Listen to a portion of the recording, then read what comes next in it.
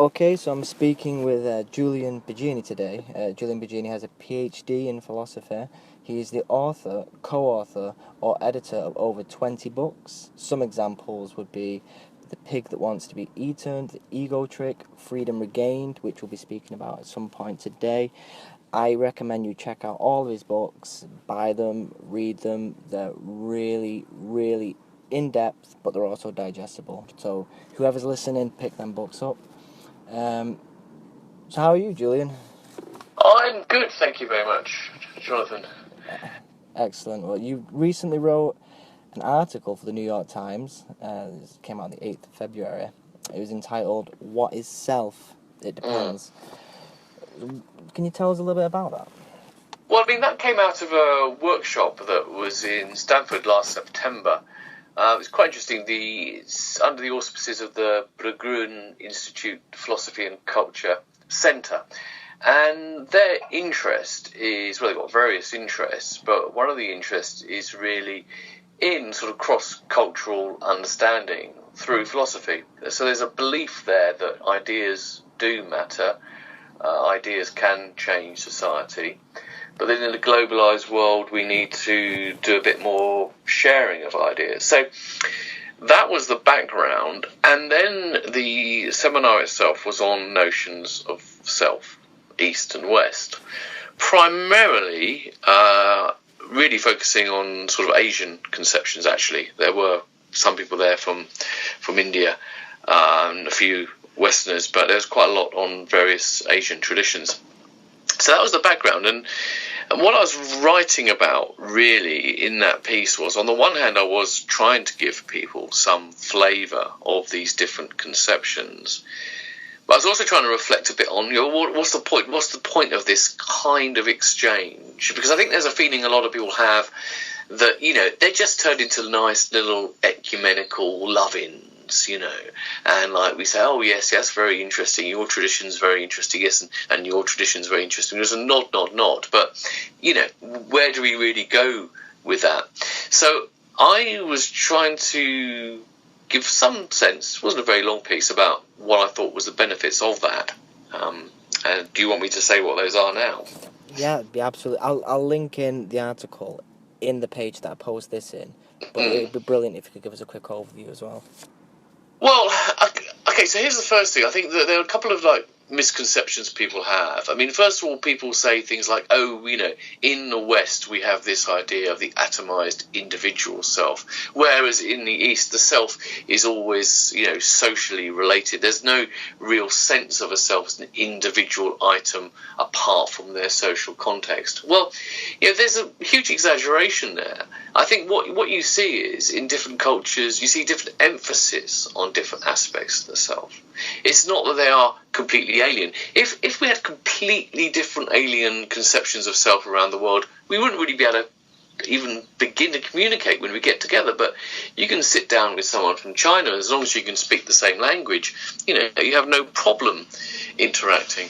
So I think what you see is different emphasis. So I think that's really important. If you're going to sort of set up ridiculous dichotomies in which you say there's the Eastern conception, the Western conception, and they're just totally opposite, then there isn't going to be much hope for understanding. But if you see different emphases, I think that's a really important point.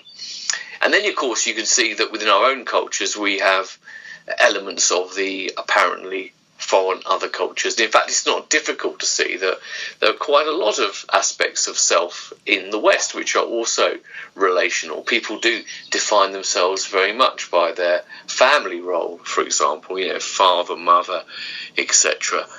So that's one way of breaking down differences. Of course, the big caveat here, of course, is that, some people in the responses, I think, rather uncharitably got too carried away with the idea, the problem that, you can't really talk about East and West and it's an oversimplification. Well, of course it would be a simplification to say the Eastern conception and the Western conception, as though there were no variance between. But there are trends of difference.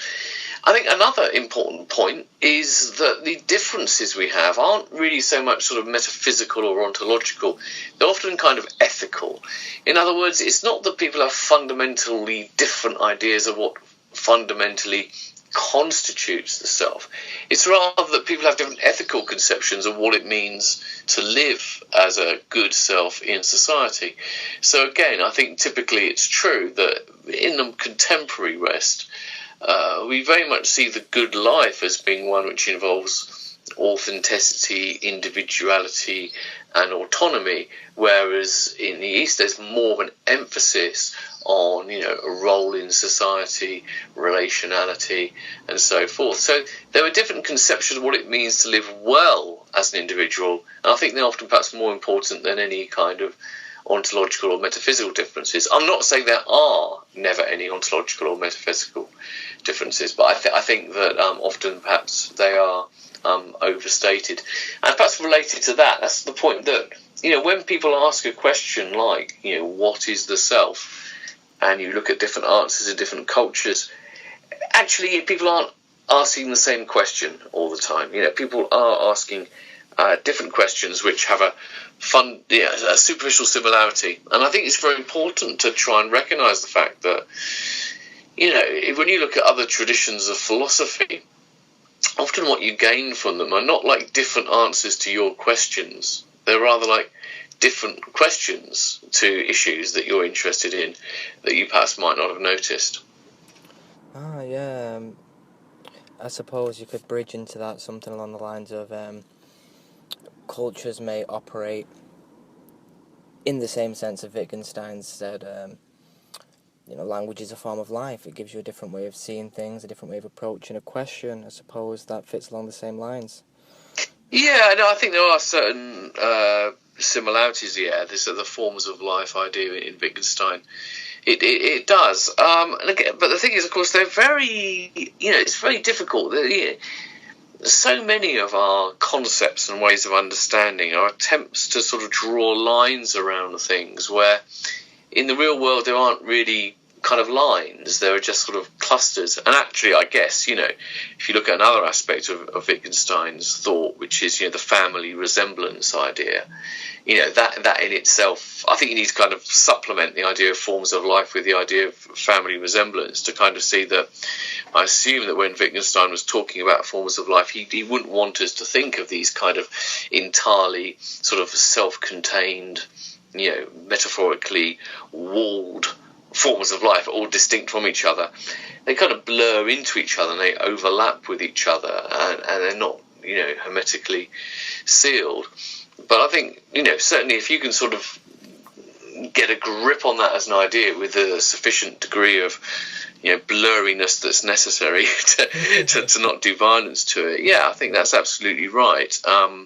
In different times, different cultures, we have these different forms of life. And what's interesting and hard to get a grip on in the kind of world we live in is that they are kind of, blending into each other and morphing into each other all the time. So there are huge influences in the East of Western thinking, and people over there often lament them. In fact, they get quite cross. They think the young people are becoming more materialistic and individualistic, as in the West, and they are like forgetting their own traditions. But at the same time, I think we've absorbed things from other cultures as well. So it's not one-way traffic. It's not just a kind of imperialism. We're speaking about the self, and you famously wrote The Ego Trick, which really takes a look at perhaps what could be the illusion of self. Could you perhaps run us a bit through those arguments? Yeah, sure. I mean, I don't like the term illusion, I have to say. I mean, I think there are illusions of self, but I wouldn't want to say the self is an illusion. So, well, it's obviously a huge topic, and my view is not an original one at all. I mean, every time someone gives an iteration of a view in a tradition, obviously they have their own slight take on it, but it's variations on a theme, and the theme is one that you find in Hume and Locke, and interestingly enough, also in Buddhism, completely separately. These things didn't seem to have any kind of causal connection with each other. But the basic idea is this, I suppose, which is that I think the kind of common sense that people grow up with is some kind of idea that the core there being there's something kind of singular, unified, permanent in some way, maybe mortal, and in a sense kind of unchanging. You might call it an essence, if you like. So people will say, there is a certain Jonathanness which is me, and it's been there all my life. And yes, I've grown up and I've changed, but it's kind of there. And if you have to ask, well, in what does this consist? Of course, people would then struggle, but some people might think it was some immaterial soul or spirit, but not necessarily. Now, the view of self which I endorse is simply, in a way, it's a view which some people on first encountering with it find it incredibly radical, but I've been familiar with it now since, quite a few years, and actually sometimes I think it's just common sense. Surely everyone would believe this if they thought about it. It's simply that there's if you was to look for this essence, this unchanging sense, you won't find it. Where would you find it? Just to say it's a feeling of being the same, even as a feeling, I think that's rather questionable. Actually, do we really have this feeling? To think about yourself. Anybody live and listen. Think about yourself 10 years ago. Think about yourself when you were 15 years old. If you are 15 years old, think about yourself when you were 13 years old. Do we really feel there is a essence which is unchanged since then? Actually, I think we often can't even really imagine ourselves back into our past selves. We acknowledge we've changed in quite fundamental ways, and sure, there are similarities, there are connections, but the idea of this unchanging essence of self seems, it doesn't seem to fit our experience, quite frankly. What does fit our experience is the fact that there is continuity, there is a kind of a narrative of being a person, there is a coherent story to be told about the life of an individual. But what makes up that life is not to be found in any kind of unchanging essence. So the image that we can take from Hume is the idea of the bundle, which is, I like the word bundle because it's nicely debunking. It makes it sound so kind of down to earth and almost trivial in a way. So it's very, for the self-aggrandizing humans, it's quite a nice term to bring us down to earth. He only used the word once, funnily enough, but I think it was, and I can't remember who was off the top of my head who mocked him for it. It might have been Hutcheson, actually, and it kind of stuck. It's called the bundle view. So the idea is that rather than thinking there is a me, there is a you who has memories, experiences, beliefs, desires, and so forth. It's rather to say that there are beliefs, desires, memories, etc., etc. And these things are connected, they're related, they form a network, they form a pattern. And you're just the pattern. That's it. There's nothing more to you than the pattern. There's no abiding, unchanging essence at the heart of it. And why that shouldn't be remotely shocking is that that's really what anything is. Maybe you might make an exception of fundamental particles, if there are such things as fundamental particles, or whatever the fundamental units of physics are. But, I'm speaking to you here through my tablet. No one thinks there is kind of an iPad. Other tablets are available. There's an iPad which kind of has a screen, a processor, a battery, etc. attached to it. Everyone knows that you simply take the parts of the iPad, you put them together, and there you have it, an iPad. You don't need to postulate some essence or abiding iPadness at the heart of it. It's just the collection of its parts. And of course, absolutely everything else in the universe is the same. Everything is just a collection of parts. So really, the rather radical view, apparently radical view, that there is no abiding, unchanging essence of self is really the completely unradical view that human beings, like anything else, are simply a collection of their parts. And from the point of view of sense of self and identity, the parts that matter most are what you might call the psychological parts, the memories, the beliefs, the dispositions, and so forth. You mentioned fundamental particles, so I think this is a good point to jump into Freedom Regained.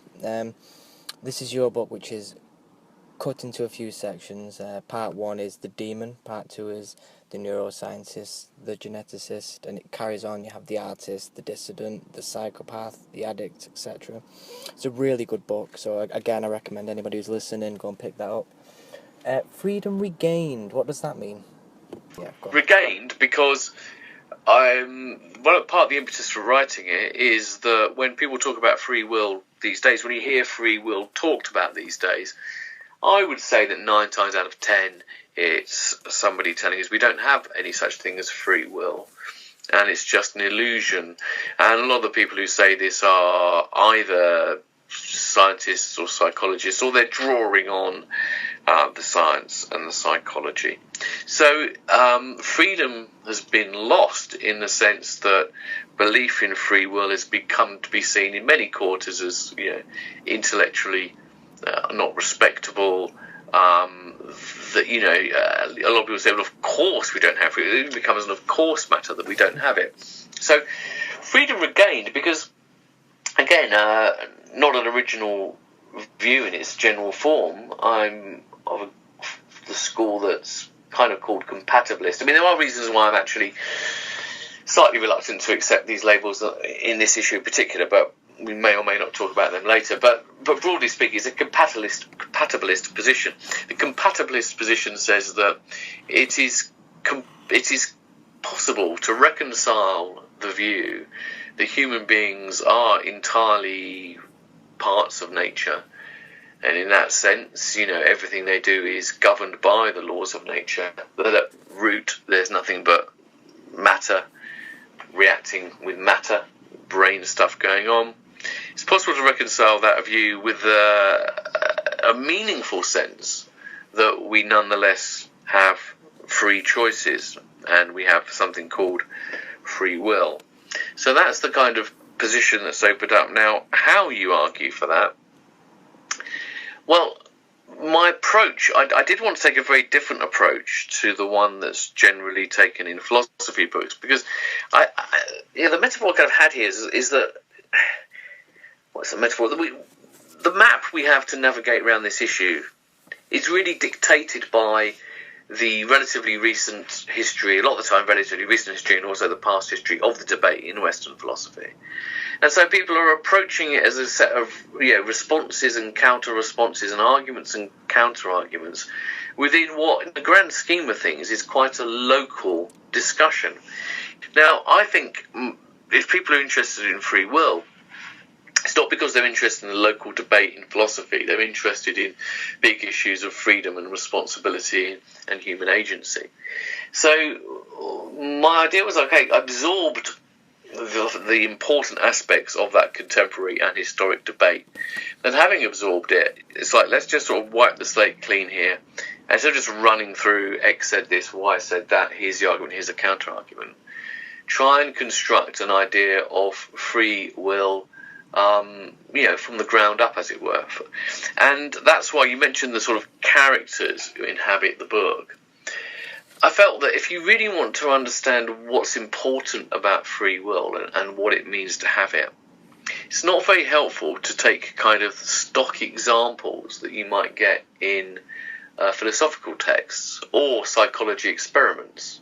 So is it really a paradigmatic case of free will to point to a dot on a screen at the moment of your choosing, for instance, or to say you're going to have coffee rather than tea? These are the sort of neat, simplistic sort of examples that we use in philosophy and psychology because they're manageable, of course, and we can get a grip on them. I thought, well, no, let's think about it. What do we really take to be paradigms of human freedom? And I chose to focus on two, which are an artist and a political dissident. We take the political dissident to be a paradigm of freedom because it's a person who seems to be able to choose to do something, which is asserting their own kind of will in defiance of obstacles and of barriers and of the desires of others. And the artist we take to be a paradigm of freedom because there's something about creativity which seems to capture something that we truly value in freedom. So you take these to be paradigms of freedom, And then you find that a lot of the things that people in the philosophical literature say are central to free will don't actually seem to apply. So to take the simplest one of them all, people often say that for free will to be meaningful, it has to imply the possibility that you could have chosen otherwise. Okay, if you can't have chosen other than as you actually did, how can you possibly be free? But look at these paradigms of human freedom. In these cases, it really isn't clear that's what's going on at all. Paul Rusesabagina, for example, apologies for mispronouncing his name, I know I always get it wrong. He was the hotel manager in Rwanda at the time of the genocide, and he chose to stay behind and shelter people. He saved a lot of people's lives, almost certainly. Like all these heroes, you read people sort of casting doubts on his story and so forth, and saying he wasn't quite the saint he was supposed to be. Frankly, I think those are overstated, but even if it turns out this guy isn't what he made out to be, there are other people who do similar things. Now, in those cases where people make that great act of freedom, putting themselves on the line, how do they feel about it? Well, what they often report is not that I could have done otherwise, it's that I could not have done otherwise. The way they experience their choice is as something they have to do. So this guy was said, he felt that had he walked away, he wouldn't have been able to live with himself. And that would have been an impossibility. So actually, when we act on the basis of a value that's really important to us, I think there's a very strong sense that we feel that we can't but do otherwise. That's precisely why the value is so important. It's only when a question is trivial that actually we can do what is supposed to be fundamental for free will, which is to equally choose otherwise. So another example I like to give is, let's say, you want to either get married or commit yourself to a monogamous relationship, whatever it might be. Now, if you're facing that choice and you find yourself thinking, yeah, I could not, it's totally down to me, it's just an expression of my will. There's something missing there, isn't there? I'm not saying that people necessarily feel absolutely compelled, but when people, the commitment they have to the person, the love they have to the person, is something they experience as a kind of an imperative, which they kind of have to act on in some way. And political ideals even more strongly.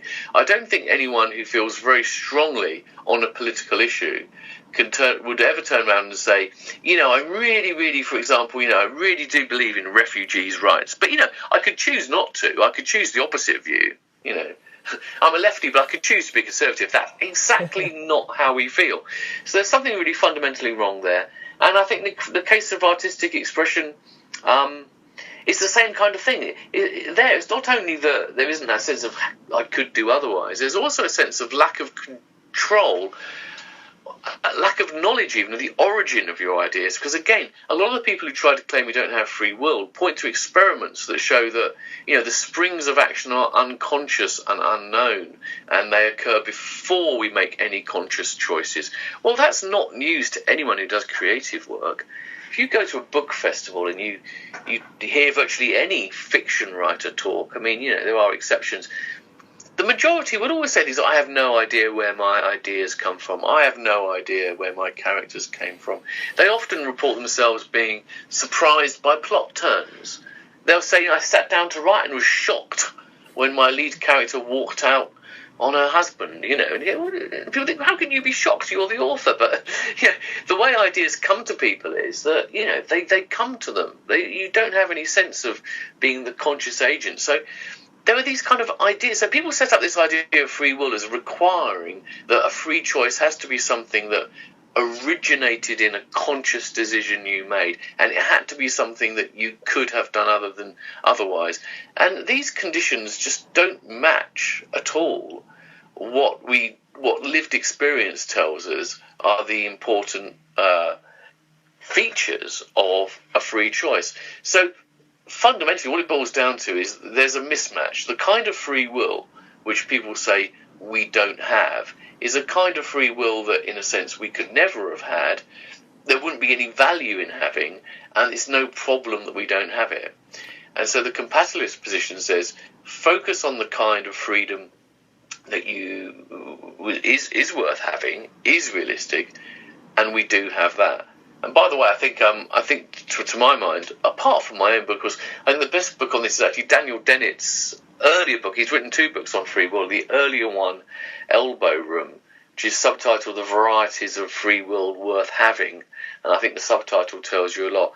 I think for me, that's if you are interested in the more mainstream academic literature on it, I think that's the one that kind of nails it more than any other. His second book is called Freedom Evolves, isn't it? Yeah, Freedom Evolves. In Freedom Evolves, he sort of brings a kind of Darwinian perspective to it and tries to sort of show how the capacity to make choices is something that evolved, naturally. Doesn't require any supernatural explanation, just a natural. And I'm not saying it's not a good book, but I just think Elbow Room sort of broke things down very neatly and clearly, and I think in that sense it's a better one. You said you had a little bit of a problem with the label compatibilist. What issue is that? Well, the problem is simply that I'm not sure it's very helpful to think about this issue in terms of these categories. I think it's as simple as that. As I say, I think that sometimes we're hampered when you're sort of studying philosophy. You learn positions. You learn there's this position, there's that position. And these things get set up. And of course there's a purpose to that. And of course there is something kind of behind it. But it goes back a bit to this issue of what does the cross-cultural experience tells us? It tells us that with any kind of issue we have, we end up kind of carving up we end up, first of all, focusing on a particular areas of the what we might call the conceptual space, which we assume to be the important ones, and we neglect others. So, first of all, we make a selection of the area, the phenomenon we want to focus on. Then we carve it up in a certain way. And having done those 2 things, you sort of are already in kind of boxes which may not be ultimately helpful. So, although I could certainly argue my position in what are called compatibilist terms, in a way I'd rather kind of not start from there, and just start from the idea of what is freedom? What does it mean? Because this thing about free will, like the self, people say self is an illusion, people say free will is an illusion. I mean, I could agree with that in the sense that there is a kind of idea people have of free will, which is a kind of almost magical capacity to be the uncaused causes of our own actions, to be ultimately responsible for everything we do, and to make choices which somehow escape the causal necessity of nature. And we don't have that now, and so in that sense you could say if people think that's what free will is and we don't have it, I don't want to do that purely because I just know what the rhetorical effect of saying free will is an illusion is. You say free will is an illusion and people think that means we are just kind of dumb robots, and that there's no sense in which we can have responsibility for our actions, and that praise and blame are meaningless as well. And so because people are almost inevitably going to take the view that free will is an illusion in that way, I'd rather not do that. Would you say it was morally responsible to push down that road? To say it like that? Well, I wouldn't be sure. I think it's morally perilous, And I mean, some people, of course, say that, believing very sincerely that it'd be great if we just lost all notion of responsibility and so forth. I don't think it is. I mean, it's quite interesting that there are kind of lab-based experiments which suggest that people who sort of primed to believe we have no free will are more likely to do things like cheat, because they think that no free will means no moral responsibility, it means no morality, and that means they think they no longer have a reason to behave morally. Now that's actually, of course, very interesting, because what it shows is that our beliefs do change our actions, right? And that in itself is really important, because a lot of the time when people argue against free will, it's kind of, they kind of argue in the sense that beliefs are epiphenomenal, meaning that beliefs are things that bubble up in the conscious mind, but they're really just the froth and the actual work is just neurons hitting neurons. Changes of beliefs don't do anything. But I think we've got good evidence, and that's a good example of it. The changes in beliefs do lead to changes in actions. And so, therefore, how we think about ourselves is important to how we act. Now, that's why I think responsibility is very important. We have to retain some coherent sense of responsibility, because it's only when people feel responsible that they actually become able to take charge of their own lives to the extent that they can, and to behave better, to behave more fruitfully, and so forth. One of the people I spoke to for the book is a psychiatrist at Broadmoor Prison, which for our foreign listeners we should say is a high security, it's a medical facility actually, rather than a prison. But it's there for people who basically are criminally insane, highly diminished responsibility, people who've done often very violent crimes, but are considered to be mentally ill. And this woman working with things was saying that in order for any kind of patient like that to have any chance of rehabilitation, one of the first things they have to do is to acknowledge responsibility.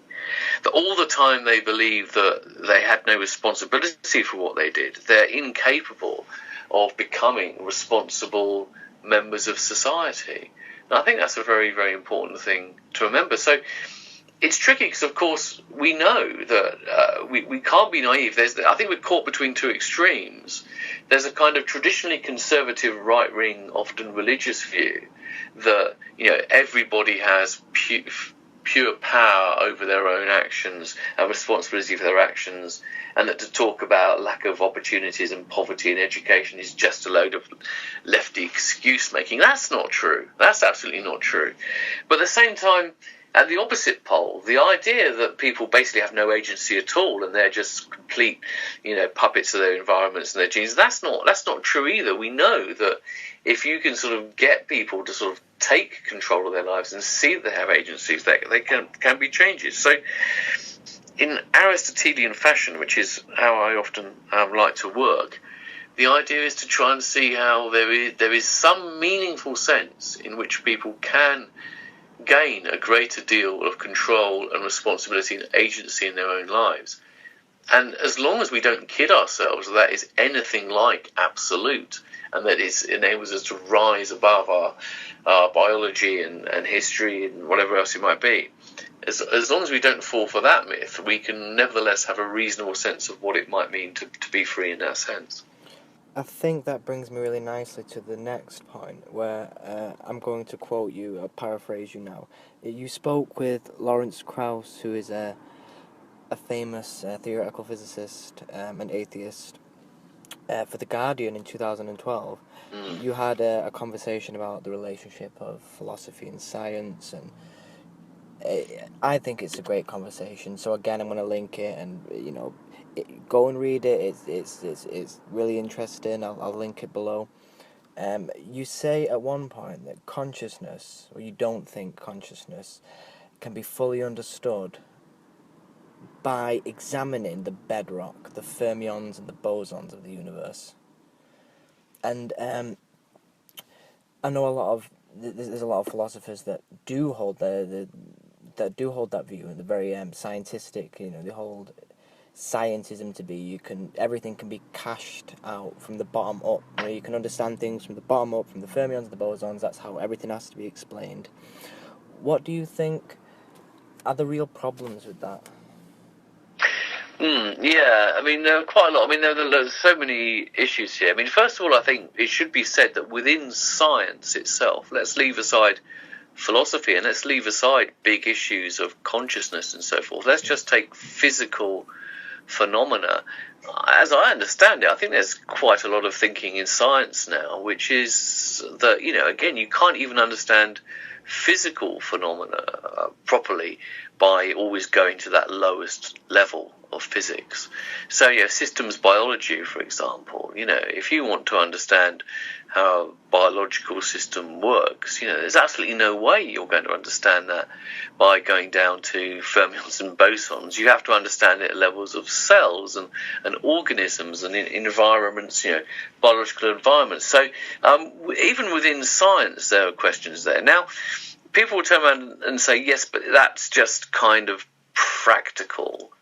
It's not in principle. So they would still say that it may well be that for practical purposes, you're not going to understand, plant growth by going down to fundamental physics. But it doesn't mean that, as a matter of fact, the right explanation isn't to be found at that level. Well, I think there are two answers to that. First of all, again, I think that's very possibly not true. So again, the names aren't at my fingertips, unfortunately. But again, there are notable scientists who have said that the old reductionist paradigm was kind of wrong, that there was this it was just a kind of a dogma and a leap of faith that everything could be best explained at the lowest level of explanation. And now we just kind of should give that up. But the second one is that even if there's a sense in which that is true, that doesn't debunk the higher levels of explanation. So a simple example here, you go to start your car and the car doesn't start. Why doesn't your car start? Well, even if it's true that there is a kind of fundamental explanation which, you'd only have to invoke fermions and bosons, although it's very hard to see how that could be true, of course, because even to talk about my car didn't start, you're already talking about, levels of organisation of matter which, just don't exist when you go down to fermions and bosons. So you wouldn't even be able to see the car there if you're looking at that level. But let's just say you could. It would still be true that a very true and accurate answer to the question of why your car doesn't start is that your battery is flat. You don't debunk that level of explanation by having a lower one, which in some sense explains it. So I think you put those sort of two reasons together, and we haven't even talked. You have something really complicated like consciousness. I think that, first of all, there are reasons to think that, in principle, it just may not even be possible to make sense of what consciousness is when you go down to that fundamental level, because you're just at a level where that phenomena vanishes, but the phenomena is real. So you've got to go back up. So there is that issue. Secondly, I just think that in terms of what we need to understand about consciousness, I don't see that. There's going to be a level of explanation there, a way of thinking about consciousness, which is going to have to be at a higher level than fundamental physics. Now, there's another issue here, though, perhaps we haven't talked about here, was that isn't there what somebody might agree with all I've said there. They'd say that nonetheless, if we want to understand how consciousness is made possible, then the answer is going to have to come fundamentally by looking at the things in fundamental physics. I suppose I'm somewhat. I don't see it. I don't see it for reasons I've seen.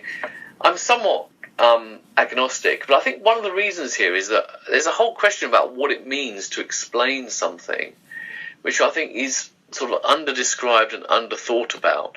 How do you explain anything? I remember many years ago being quite struck by an old friend of mine from school. Went off to do physics at university and was very much into it. And he said to me at one point, I've done physics and everything. I said, but I don't really know how mains electricity works. And what he meant was, you think you understand something, what does it mean? You look at stuff, you look at equations, you come up with laws which govern things. But really all you've got then is a level of description which is detailed enough that you sort of somehow make sense of it. But do you ever really understand how it is that one thing causes another, that how it is or why it is? I'm not sure we ever really do anyway. So to me, you explain something sufficiently. It's quite mysterious as to what it means to explain something sufficiently. Once you've got a grip of the sort of regularities and the laws and that govern something, we think, I understand it enough. And there you go. Now, something could happen with consciousness. I don't think it'll be at the level of fundamental physics, though, actually, if you think about it, because most people who want to claim a physical understanding of consciousness really want to do it at the level of the brain. So again, interesting little point to make there, which is that on the one hand, the reductionist impulse it seems to be one which says that you always understand phenomena most truly when you go to the more fundamental level, but the brain isn't the most fundamental level of reality at all. So saying that you understand, in a sense, the brain is just another level of abstraction above physics. But could you reduce it to the brain? I think there might come a point where we understand how the brain works in sufficient detail that we might simply stop puzzling about how it gives rise to consciousness. But there'd be a sense in which that will simply be that we see that there's not much more left to find out. But I've swum into an end which is far deeper than I can actually swim in, to be honest here. Yes. And I think that the nature of consciousness, explaining consciousness, is something which is still too poorly understood, I think, to really give a good answer. Yes.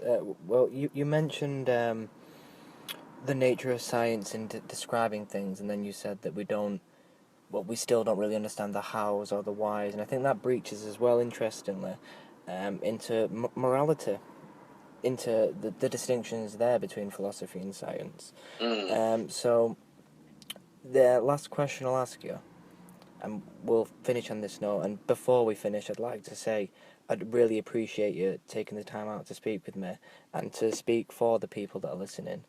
I've really enjoyed it, and thank you very much. Well, thanks for having me. I've gone on, really. I've been giving extremely long answers. No, it means that the pressure's off me. What would you say is or can be the distinction between how science may be able to describe morality? Do you think it can? Do you think Hume's is-or problem will ever be breached?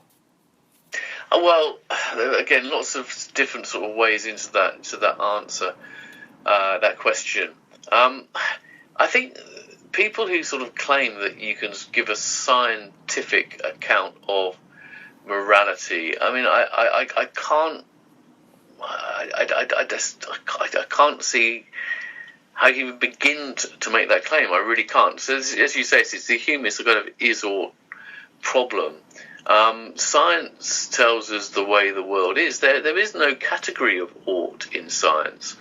So, there are to claim that science can give us those oughts, I think is hopeless. Now, so Sam Harris, for example, The Moral Landscape, his book, he tries to do this. I think, I just don't think it works at all. And the arguments in there, they puzzle me. I got to interview him about this, and so I get to put my questions to him, and I have to say, wasn't satisfied by the answers. The kind of argument of the moral landscape is that because morality is concerned with human well-being, and human well-being is grounded in bodies and brains, because bodies and brains are ultimately describable by science, and everything that science is therefore going to be able to tell us about morality. But that series of therefores doesn't work at all.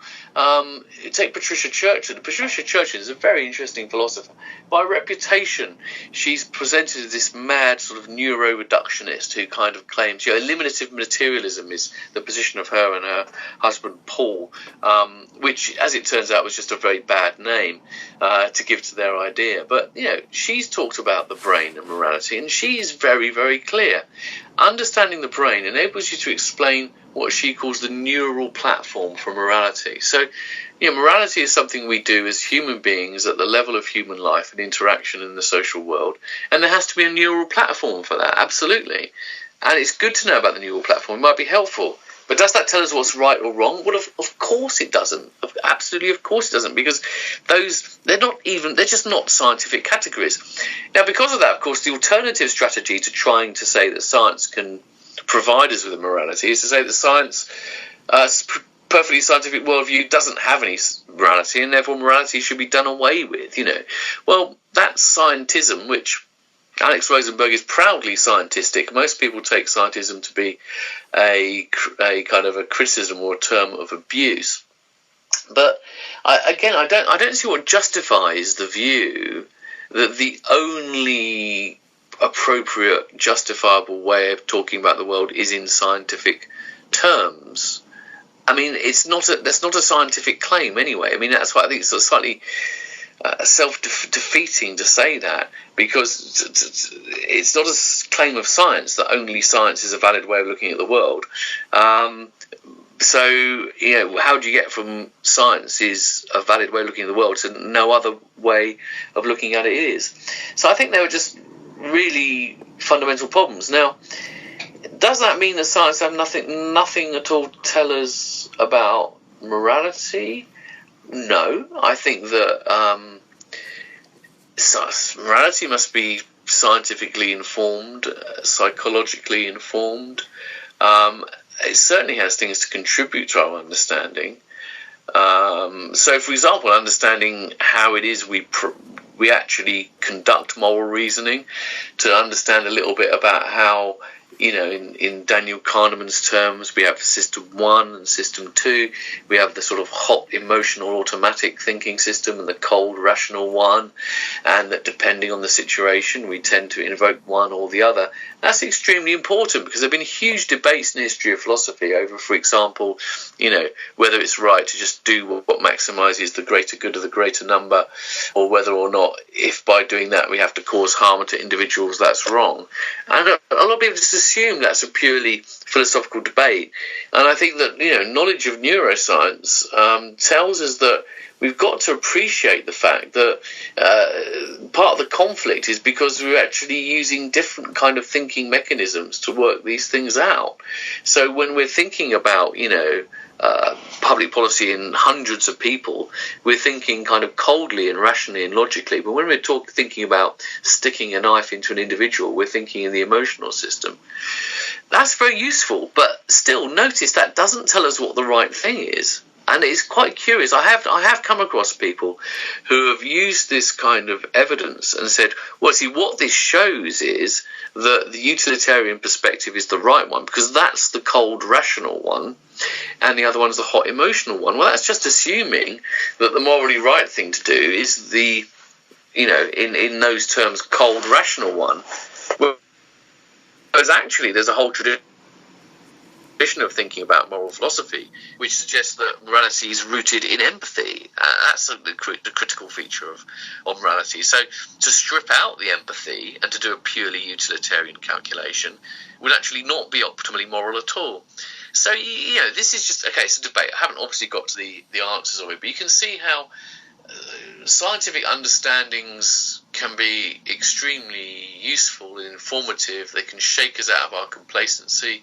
They can make us see how there are factors at work in our thinking other than the purely logical ones that we might have thought were there. But do they tell us what is right and what is wrong? Well, again, I just can't see how they possibly could. Excellent. Thank you very much again, Julian. I do appreciate that. Thanks, Jonathan.